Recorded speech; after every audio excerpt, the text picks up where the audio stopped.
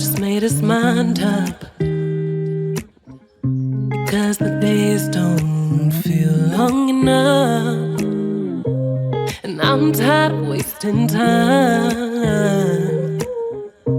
What if now's the time to just try to fly? Shalom, shalom. Here we go again. Here we go. Welcome to Mother Africa Be Calling. I'm your brother, Besulel Yehudi Israel, also known as Eric. Hit that like button. Do me a favor before I get started, please hit that like button. Help me grow this channel. That helps a lot. I appreciate it. Thank you to all my subscribers. Thanks for hanging in there with me. I love doing this. I love airing my opinions and, looking into things and then discussing them, airing my opinions. So I also like comments. So if you will, you make a comment, I'll converse with you. I will, respond. So yeah, let's get started on this. Here we go. This is what Mother Africa is all about. Mother Africa Be Calling is all about. So let me get started on this right here. We have another one right here. This is the reason why I say Mother Africa Be Calling. Look, this is the Atlanta Star. And this was published October 10th, 2023.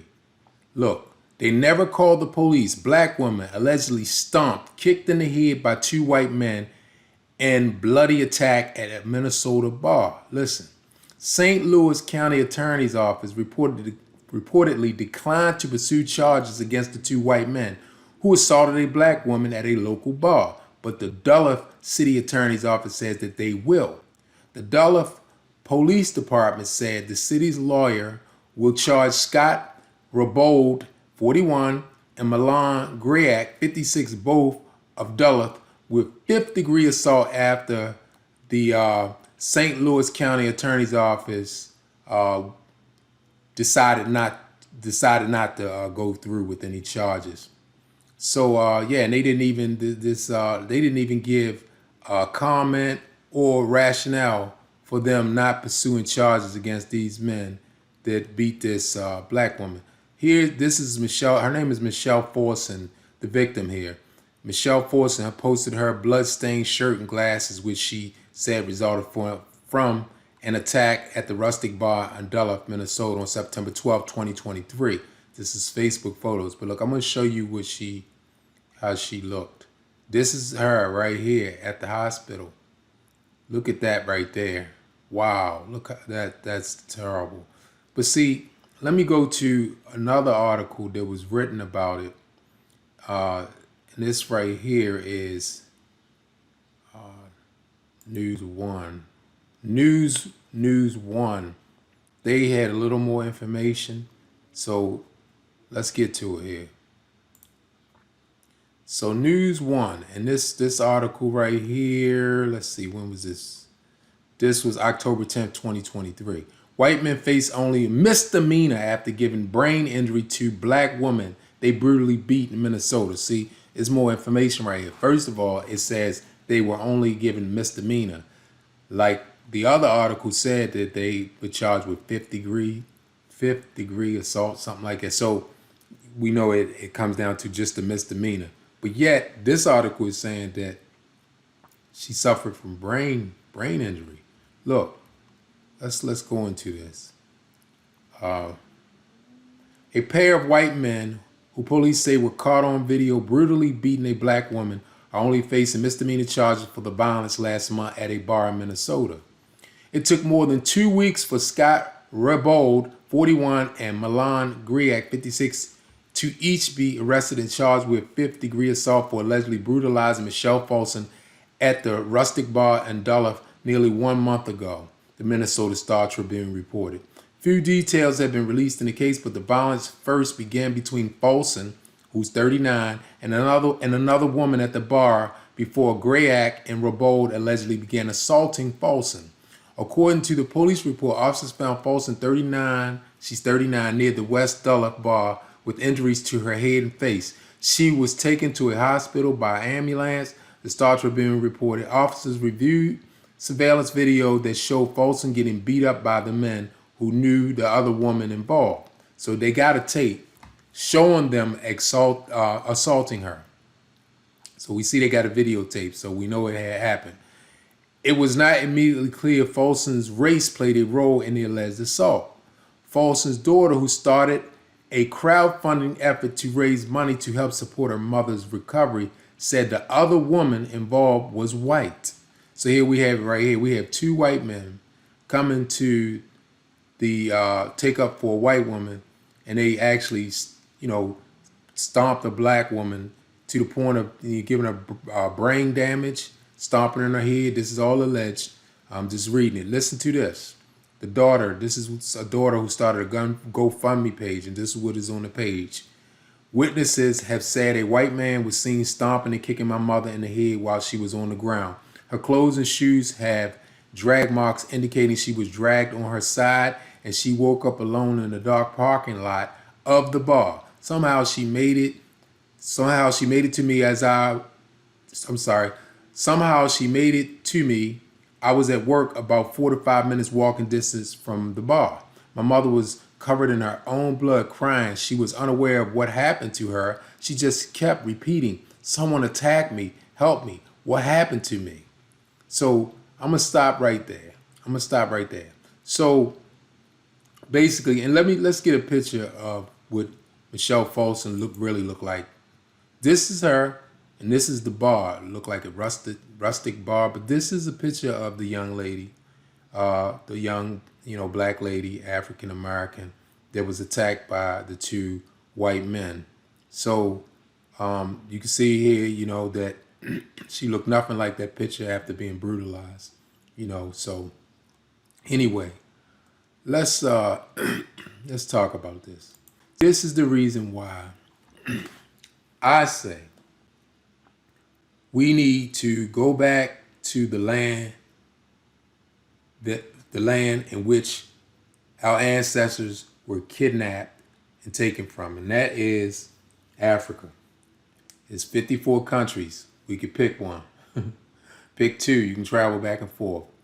Because there's nothing going to resolve this in this country or any of the places in which we were scattered. That'd be in Europe, as we were taken there, and all the different places. Wherever we are, besides the places where we dominate, like in the Caribbeans, like let's say Jamaica and places like that where we were scattered, it may not have racism, the problems of racism, because in those places, the Africans, our ancestors that were taken there, they overpopulated those areas. They ended up being more than the kidnappers, those who enslaved. So, and they remained there, and because they remained there in large proportions, with respect to the whites that were there, and a lot of them left. They just kept getting money from the places, but they left the islands, a lot of them, and they did not bring their white women into the islands to reproduce. So that's the main thing, because in the islands, the Caribbean islands, it was just the Africans that were enslaved and the whites that enslaved them, and so it wasn't many whites. It was just that they had the guns and different things to keep them enslaved. So, but they didn't bring their women there. In America and in Europe and these places, the white women have been in these locations, so therefore they were able to continue reproducing. So they already outnumbered us when they brought us there, but also they kept reproducing, according to their population. So their numbers remain a lot higher than ours in these locations. And because of that, we will never, ever, ever be able to get the freedom from racism, right? Because even though some white people are, for having equality for black people and have no problem with black people, it's a few that are like that, but it's a majority that's not. And from my own experience, my opinion, from my own experience, so the handfuls here and there that are really good people that really, see the injustice. It's not a lot for them, and also they're not in power like that. Yeah, since those who want to be fair with us are not in the majority, we don't stand a chance as a people by staying here with respect to getting equality and not being abused and murdered.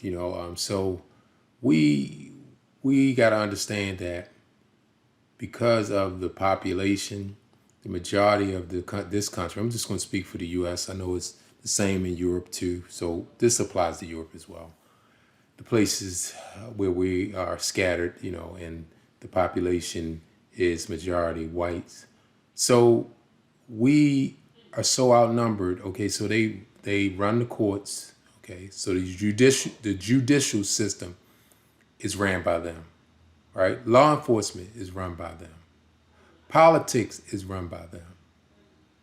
The media, the national media, the mainstream media is run by them, right? So they can paint a picture of whatever they want through the media. They make us look bad, make themselves look good, right? Make us look evil, make us look evil, make themselves look wicked, right? And law enforcement, they get to brutalize, kill, and murder us unjustly and act like, they're the victims. They just want to go home to their families. And, then the media, make sure it covers them. Then you have the courts, the district attorneys, all of them. They take up for people who brutalize and kill us, right? And so what we do, we go out and march, and we did all that stuff before. They sick dogs on our ancestors, and during the civil rights era, they sick dogs on them, and peaceful marching people with just signs saying we just want equality. Sick dogs on them, hose them down with fire hoses, all kinds of stuff. You know all these things, and nothing has changed. Nothing, right? So if they run politics, they run the courts, they run law enforcement, they run the military, they run everything, then you don't stand a chance, right? So it's been proven. So if something has been proven, why not just go another route? Like a bully is not going to let you nice your way out of them bullying because you're nicer and you keep reaching your hand out to shake their hand and they keep smacking it down and hitting you upside the head with a brick. They're not going to stop because you keep being nice. That's not reality. Bullies need to be punched back in the mouth. So I don't think that we have another option. Don't go to violence. Separate. Go back home from where we're here as the kidnapped people. We're in the land of our captivity. Our ancestors were kidnapped and brought here. We would not be here had they not been kidnapped and brought here. So if you have the opportunity to leave and go back to the motherland, the place where you're really supposed to be, then go. That'll shut it down. That is the way out of this. That's the way out of injustice and racism and brutality. Just go where all the people look like you. That eliminates racism. Problem solved. It eliminates it. So you say, well, some people say, well, yeah, when we get there, it's two problems. One is, and it's true, it's the locals in the countries of Africa, they charge us more because they recognize that we're not from there because of our accent. They know that they see us as foreigners, even though we are from there, but we've been gone, so we're returning. And we got accents and we speak English or we speak French or we all the European nations languages, European languages and the nations that comes from the nations that had us in bondage. So we speak their language. So when we come back, the Africans, they can also speak those languages too, a lot of them, because they were colonized. They never lost their mother tongue. So they're able to speak another language. And so we can't. So when we're there, we can't speak their language. And we also have European accents to them. So then they charge us more. So, but you can solve that. See, there's no excuse. You can solve it. So you could learn their language, learn their culture, and also learn how to speak like them, okay? Just learn their diction, right? And learn their accent. You can do that if you want to. Once you do that, racism is completely gone. Why? Because they look like you look like them, so they can't identify you as a difference because of your hair texture or your color, your skin, or your features, because you look like them. Second, you sound like them, and everything about you is like them. You become like them, right? So that's what I call the right way to assimilate, right? So now that you assimilated, now you are them. So they cannot distinguish you from those who were already there. So now that it completely eliminates racism. Completely eliminates racism. So you cannot wait a minute, Tori, I'm on a live. I mean I'm on a Oh on a no. yeah. So hold on. I'm gonna play this on my phone. I will. Wait a minute, You give me a almost second. finished? Yeah, mom's gonna give me a second. Sorry about that. So anyway, so yeah, so I will I recommend going back to the motherland. And here's the thing. Financially it could be done. Land is cheap. You could get a plot of land and start farming, right? And then also raise your own food, get wells so you won't have a water bill, because in most of these places there's no winter, so you do not have to have electric bill. You can get solar if you need lights or whatever, but you could basically pretty much in Africa it's easier to live off the grid. So you can look forward to doing that. Not only that, a lot of senior citizens, and they're getting Social Security and retirement. They can go and being concerned for those who are coming after them. They should be looking like, they can go get established. It's easy because they got a steady income. They can get land and then start and bringing their family over and farm the land. There's a steady income to get everybody going. The cost of living is low, so everybody can live in their one house and spread out and start getting more and more land and farming it and getting businesses and grow, just like that, just off the grandparents. So, you can learn from Hispanics to come to this country, see how they work it, and then they build, So I'm saying we can do this. Like, for an example, myself, when I go again, and when I went, I knew the racism left as soon as I got off the plane. I could feel it in the atmosphere. And they were saying, welcome home, brother. They treated me so good. And so everybody looks like me. So how can they bother me because of race? My hair is like wool. My skin looks like them. My lips are thick. Everything, so they're not going to say, well, they're not going to be have a racist bias against me because I look like them. So now my goal is to learn their language and learn their accent and, do what I have to do to get my family over there. So even if my direct descendants, like my children, do not want to come and live with me, cool. But as I am establishing my foothold, my grandchildren may say, you know what, I'm tired of this racism. As they're getting older, I'm going over there with granddad. And I already established. So all they got to do, they'll hit the ground running. I already have everything for them established. So they'll have a place to eat and rest their head and grow and get businesses and, live upright before Yah without the stress of being oppressed and abused. They can be free. It could be free. It's just like a lion that was taken from the wild as a baby, a cub, and or taken, their parents were taken, and the cub was born in captivity. But that cub, gets abused from those who took it captive, and so does the parents of the cub, the lion. And it's like returning them back to their natural place, the safari, and they get to see the freedom of just being who they are. They do not have to assimilate or to adjust to a majority, but they could just come in and live as lions, right? And not as cats, not as a small cat, like a pet cat. Cat that's a pet that gets spanked and everything if it does not do well. The lions, if they don't jump through the fire hoops and all that, they get whipped and everything, so they don't have to worry about that. They get released into the wild and they live how they normally and naturally supposed to live. I'm gonna stop right there. So remember me, like this and share it. And thank you so much. I appreciate it. Until the next time, shalom.